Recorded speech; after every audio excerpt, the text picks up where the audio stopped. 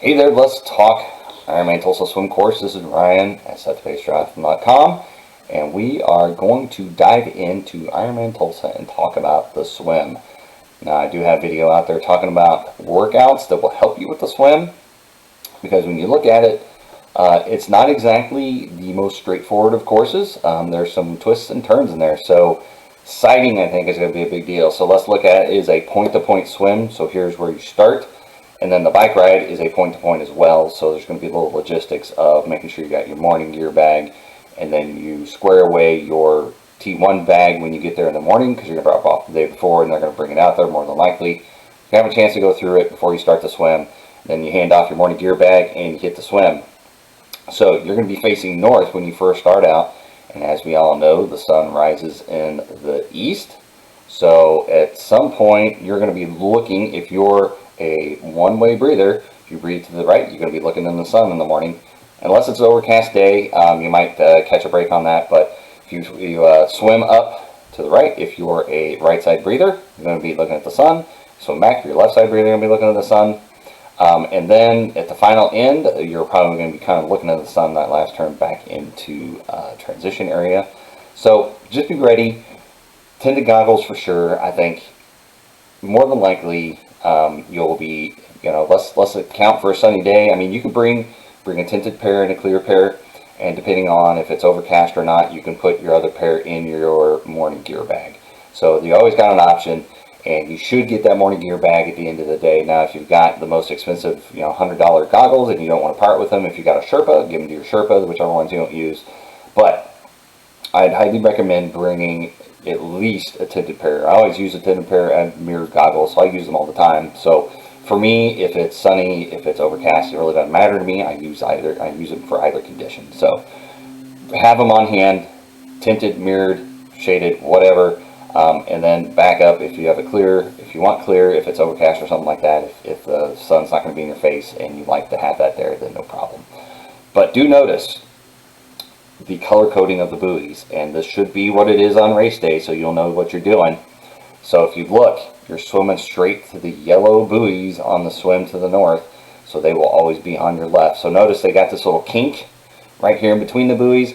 More than likely you can do a straight path from buoy to buoy, but you're probably going to stay pretty close. I mean, in reality, you could kind of swim out wide. I would not necessarily recommend that. Unless there's groups of people and you can get in and raft behind people, but I'd just be kind of careful of getting too close to shore. There might be situations, and probably kind of have boat craft over there and stuff for swimmer safety and stuff, so try probably to funnel you as close to those buoys as possible. So just be aware that you want to keep those buoys on your left when you're heading north. When you hit the red buoys, that is when you turn, so 90 and then another 90. And when you're swimming back orange buoy to orange buoy. So this is going to be the tricky part. When you're going through and these buoys take turns, don't sight to the orange buoy. I've done that before. I'm in Texas in 2014, having a great swim. It was wetsuit legal, looking for an awesome time. I still had a great time for a open water swim for a full Ironman, but I got off course and sighted the wrong buoy. I was sighting off like this one over here, and ended up some here in no man's land, and kayakers started yelling at me, so I had to swim all the way back to get on course to make my turn. So make sure you're sighting off the correct buoy. Always looking for yellow buoys on your way out and orange buoys on your way. Don't come swim to this orange one and then sight to the yellow one.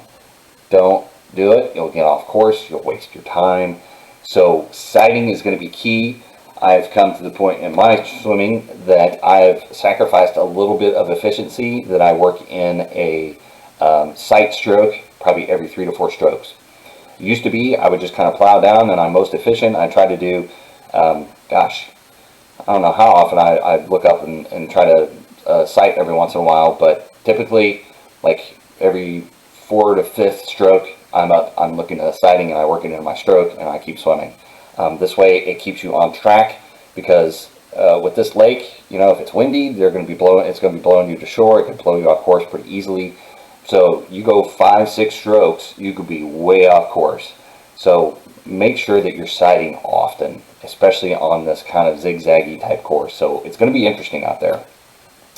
That is, I think, going to be the big takeaway for this swim course.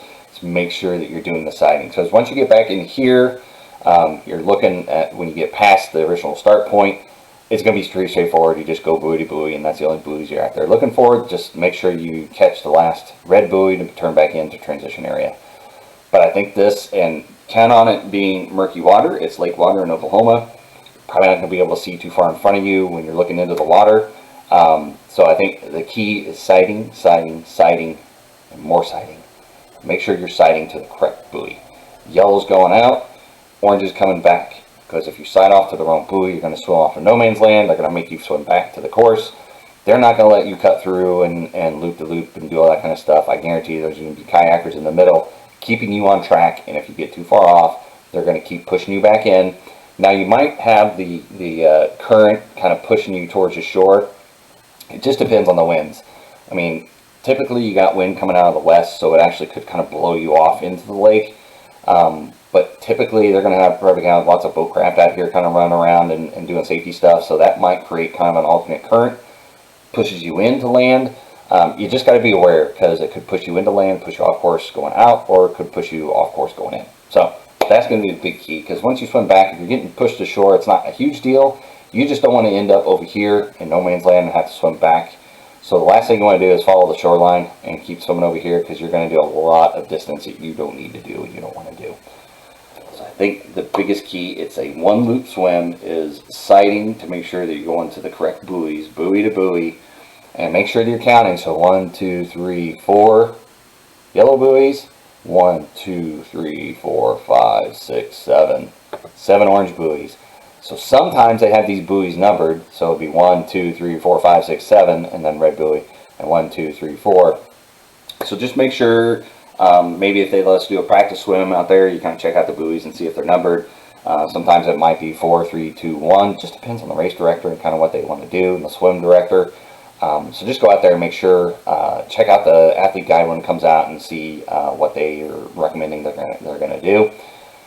But overall, be ready for the sun in your face at some point in time, and make sure that you're sighting often, especially if you're, this last point, you're going to be swimming probably into the sun a little bit if it's not overcast, and you're going to want to keep sighting often to make sure that you don't get off course for the exit, because you don't want to end up on a beach or on the shore somewhere else besides where they have it set up for you to come out. But just be cognizant where you're going. Sometimes they talked about in the past, they've done like little swim docks and stuff like that. If you need to hang on, take a break, you can hang on to a buoy if you want to. They're going to have kayakers out there, so if you need to take a break, as long as they're not moving you forward, you can hang on to a kayak and just kind of catch your breath if you need to. If you need to get out of the main affair, you can swim off to the side, do backstroke, catch your breath, do whatever you got to do, dog paddle. I just recommend if you do that, to kind of get out of the main draft of people so you don't get swam over and cause problems that way. But overall, this is probably a little bit more complicated of a course that's out there. It's not just a nice little rectangle or anything like that, or a triangle in some courses. It's pretty in depth and lots of turns in there, because there's 1, 2, 3, 4, 5, 6, 7, 8 turns on the swim course. So I would call this a pretty technical swim course, so I would be ready. Make sure you're sighting off, and like I said, make sure that you're have an option for shaded goggles so you're not being blinded by the sun. And just get out there and make sure you get your swims in, because it's a lake swim. There could be no current whatsoever to help you out there. It could be windy, and there could be waves in your face blowing in from the main body of water, so just be ready for that. It could be one more tougher swims. I'm going to make a guess that usually at the end of May that it's going to be cool enough at the night still that it's going to be wetsuit legal. I think at all costs is going to be wetsuit optional, so if you need a wetsuit to do the swim, they'll probably allow it. If it's optional, you just swim towards the back. If everybody gets to wear it, then we're all wearing wetsuits in there. More than likely, it's going to be a rolling start, especially in this day of pandemics and COVID-19. They'll probably let 2, maybe 3 people go every 5 seconds or so and space people out, which, I've done mass starts at Ironman races, in Texas in 2014. And I actually kind of like the rolling swim start better, just because you can seed yourself, and it's just not a huge cluster of people. trying to get position and getting swam over and swimming over people. There's a lot less carnage, a lot less opportunity to get kicked in the face.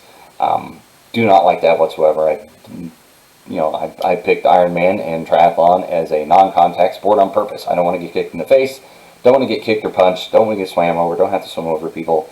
So with the rolling swim start, you should have plenty of opportunity to space yourself out from people.